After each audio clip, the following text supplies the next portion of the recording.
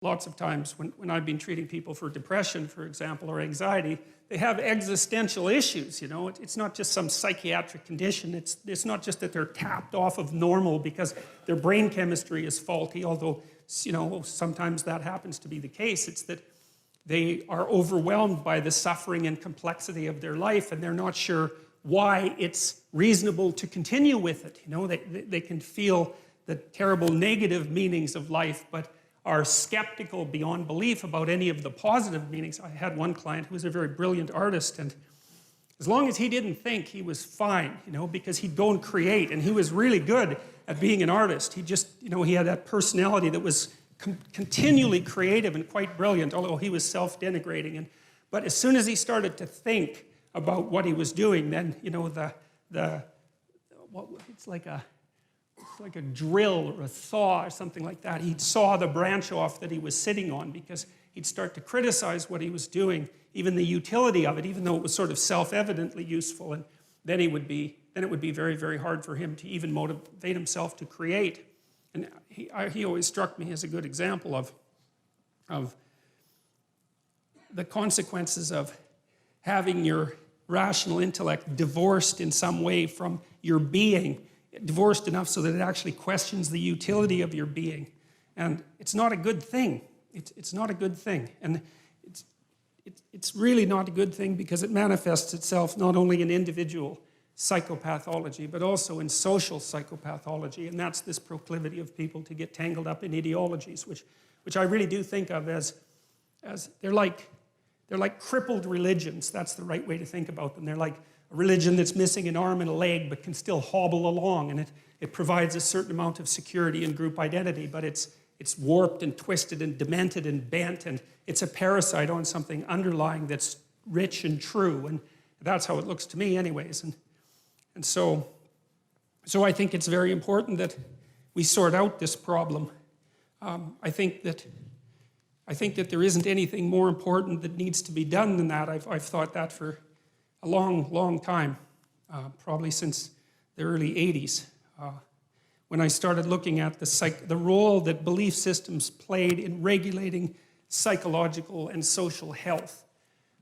Because you can tell that they do that because of how upset people get if you challenge their belief systems. It's like, why the hell do they care exactly? What difference does it make if all of your ideological axioms are 100% correct? Like, people get unbelievably upset when you poke them in the axioms, so to speak. And it is not by any stretch of the imagination obvious why, you know. But it's like there's a fundamental truth that they're standing on. It's like they're on a raft in the middle of the ocean, and you're starting to pull out the logs, you know, and they're afraid they're going to fall in and drown. It's like, drown in what? And what are the logs protecting them from? And why are they so afraid to move beyond the confines of the ideological system? And these are not obvious things. So I've been trying to puzzle that out for a very long time, and I've done some lectures about that are on YouTube. Most of you know that. And some of what I'm going to talk about in this series you'll have heard if you've listened to the YouTube videos. But, you know, I'm trying to hit it from different angles. And so Nietzsche's idea was that human beings were going to have to create their own values, essentially. Now, he understood that we had bodies and that we had motivations and emotions. Like, he was a romantic thinker in some sense, but way ahead of his time, because he knew that our capacity to think wasn't some free-floating soul, but was embedded in our physiology, constrained by our emotions, shaped by our motivations, shaped by our body. He understood that, but he still believed that the only possible way out of the problem would be for human beings themselves to become something akin to God and to create their own values. And he thought that he talked about the person who could create their own values as the overman or the superman, and that was one of the parts of Nietzschean philosophy that the Nazis, I would say, took out of context and used to fuel their, you know, superior man ideology. So, and we know what happened with that. That didn't seem to turn out very well, that's for sure.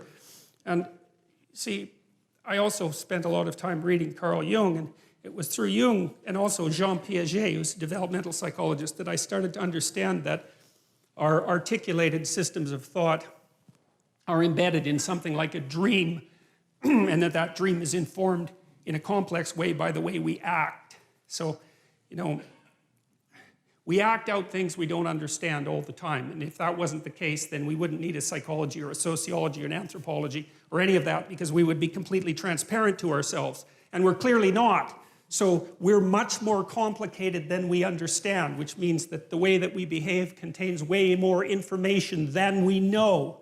And part of the dream that surrounds our articulated knowledge has been extracted as a consequence of us watching each other behave and telling stories about it for thousands and thousands and thousands of years, extracting out patterns of behavior that characterize humanity and trying to represent them partly through imitation, but also through drama and mythology and literature and art and all of that to represent what we're like so that we can understand what we're like. And that process of understanding is what I see unfolding, at least in part, in the biblical stories. And it's halting and partial and awkward and contradictory and all of that, which is one of the things that makes the book so complex. But I see in it the struggle of humanity to rise above its animal forebears, say, and to become conscious of what it means to be human. And that's a very difficult thing because we don't know who we are, what we are, where we came from, or any of those things. And, you know, the life is an unbroken chain going back 3.5 billion years. It's an absolutely unbelievable thing. Every single one of your ancestors reproduced successfully for 3.5 billion years. It's absolutely unbelievable. We rose out of the dirt and the muck, and here we are, conscious but not knowing, and we're trying to figure out who we are. And a story that we've been telling, or a set of stories that we've been telling for 3,000 years seems to me to have something to offer. And so when I look at the stories in the Bible, I do it, I would say, in some sense, with a beginner's mind. It's a mystery, this book, how the hell it was made, why we preserved it, how it happened to motivate an entire culture for 2,000 years and to transform the world. Like, what's going on? How did that happen? It's by no means obvious. And one of the things that bothers me about casual critics of religion is that they don't take the phenomena seriously. And it's a serious phenomena. I mean, not least because people have the capacity for religious experience and no one knows why that is. And I mean, you can induce it reliably in all sorts of different ways.